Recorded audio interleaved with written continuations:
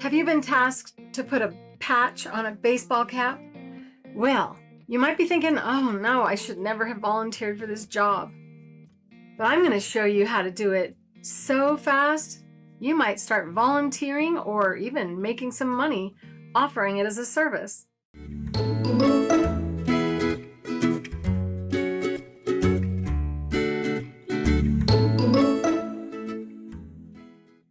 First, we need to choose our thread that we're going to use, and I'm matching the thread to the actual stitching line along the edge of the patch.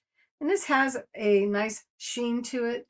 I'm going to use the lingerie thread in the needle, and I'm going to use it also in the bobbin. Lingerie thread is a 100% nylon thread that stretches and comes back and stretches and comes back. It's very strong, so it will withstand some heavy handling depending upon how people handle their hat. If they squish it and just flick it around and stuff, the patch is going to stay on, and because that's what we really want. You could draw some reference lines on the cap to know where to put it on after applying our liquid-based glue. Placing a bead of glue along the outer perimeter of the entire patch, or you can put a drop, another drop, and just do little droplets around the edge. Because we don't need this to be saturated. After you've placed the little droplets, you can also do a little swirly line inside the wings of the butterfly to give it a little bit more holding power. And then just slide your finger across very gently, just kind of spreading it out. And then position the patch exactly how you want it to be. And you want to tap it ever so lightly. Don't push hard on this, because what that does is it then pushes the glue through the fabric. And then wait for that to dry. Now set the cap aside, and we're going to select from the 3 octi hoops, because we're going to actually use 2 of them. For those of you who are not familiar with my octi hoops, these are free motion quilting embroidery frames, and also patch sewing on frames and mending sweaters frames. And if you can't do it with a sewing machine foot, this is the tool to use for some of the most challenging sewing projects that you'll ever do, and helps you be able to do it easily because they come with these little handles that simplify the process. The engineering of these frames is particular and unique. Each of the frames has a specially designed surface to allow the adhesive on our stick and tear stabilizer to attach to it.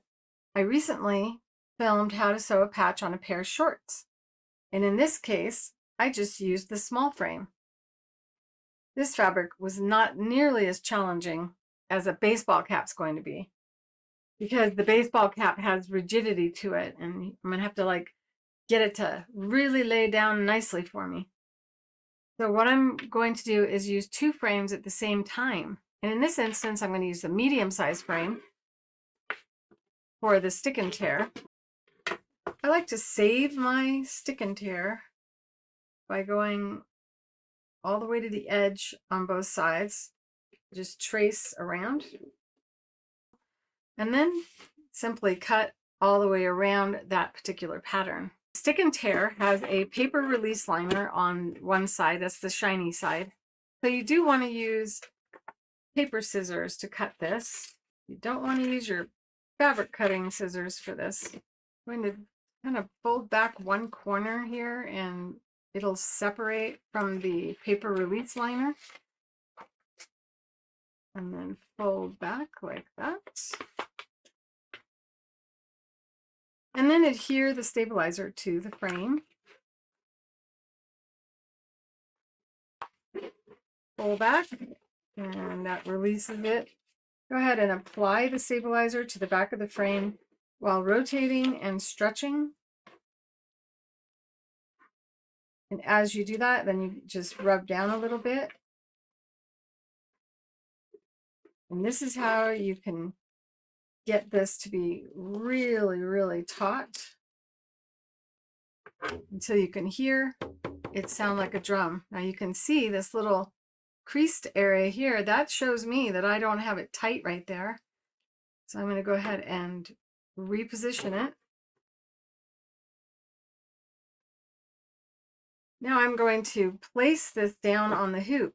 But before I do so, I'm going to cut a hole so that I don't end up with the stabilizer on the back side of the baseball cap when finished. You want to make sure that this hole is large enough for the butterfly patch to fit within. What you want to do is you want to make sure that the edge of the patch is within the hole.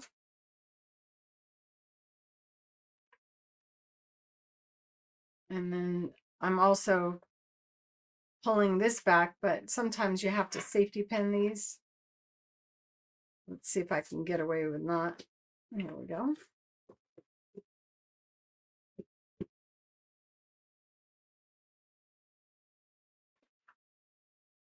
Spreading the cap out so that you can stick it onto the stabilizer. And next I'm going to be placing this hoop on top. And it's kind of like just kind of scrunch it down while you put this beneath the free motion foot. And this will be enough to hold it while we stitch all the way around. The foot that I like to use for free motion patch sewing is an open toe darning foot, embroidery foot, or free motion foot, whatever they want to call it. And the one that has a spring loaded behavior so that when the needle bar comes down, it actually causes the foot to hop up and down, and it holds it down right when you need it to. Next, I'm going to select a jeans needle. And the reason I'm using a jeans needle is because we need that to cut through not just the patch, but also this denim baseball cap. So we're following the rules of the fiber, and it's a really, really good needle for sewing through the patches as well.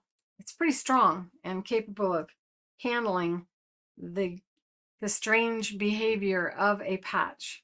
To put a free motion foot on the machine, you will need to remove your machine's screw assembly or snap-on adapter. Loosen and remove the screw that holds your snap-on adapter on, and then place it somewhere safe so you know where it is when you're ready to put a regular presser foot back on. And then this is going to go where the screw assembly goes, and this is going to sit on top of the needle bar, which is a little bit out of my camera's view.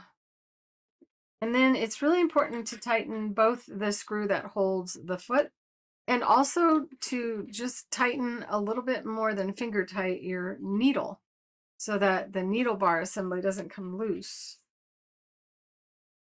I'm able to slide it right underneath despite the fact that there's a lot of bulk there. Now I want to get this frame beneath as well. And I'm going to use it to kind of push down on that bill of the baseball cap. Lower the foot, select a straight stitch, tension one number less than normal, and you're just going to use a straight stitch for this whole thing. You can lower your feed dogs if you want, but it does not require it.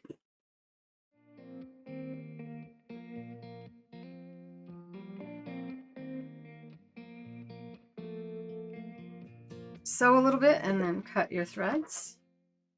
You can move the handle to any hole that you like.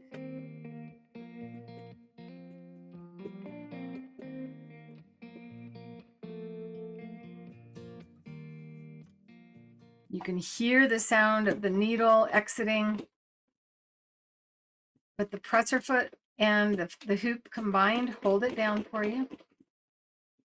And this is a lot easier than trying to steer around the shape of a butterfly.